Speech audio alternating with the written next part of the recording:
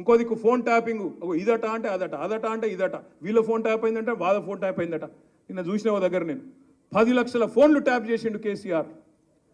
చేస్తే గీస్తే ఒకడో ఇద్దరో లుచ్చగాళ్ళ ఫోన్లు ట్యాప్ చేసి ఉండొచ్చు, నాకెమెరిక కానీ చేస్తే చేసి ఉండొచ్చు, దొంగలై లంగలి, ఎందుకంటే పోలీసుల పని అది. కానీ దానికి ఏదో పెద్ద అంతర్జాతీయ కుంభకోణం ఏందో జరిగిపోయింది, ఏమో అయిపోయింది. ఎందుకు ఇవన్నీ డ్రామాలు? ఎందుకంటే ప్రజల మనసు అటెన్షన్ డైవర్ట్ చేయాలి. ఎవరు ఏం మాట్లాడుకుంటారో, ఎవరింట్లో భార్య భర్తలు మాట్లాడుకున్నా వినాలన్న దుర్మార్గమైన ఆలోచన గత ప్రభుత్వం చేసింది. ఆయన మాట్లాడుతుండే కేటీఆర్ కొద్దిమంది విన్నామని. ఏం పనే మంది సంసారాలలో ఏలు పెట్టి చూసే పని మీకు? ఎవడన్నా సిగ్గునోడు అట్లా మాట్లాడతాడా? ఇంటే విన్నాం కొంతమంది ఫోన్లు, ఇంటే ఏమవుతుందట? ఎవడన్నా గిట్లా భర్తగించి ఎవడన్నా మాట్లాడతాడా? ఇంటే ఏమవుతుంది? గదే అవుతుంది. చెర్లపల్లిలో చిప్పకూడి తినాల్సి వస్తుంది. ఇప్పుడు వాళ్ళు చెప్పినట్టు ఇన్న అధికారులు ఈరోజు ఊసలు లెక్క పెడుతున్నారు.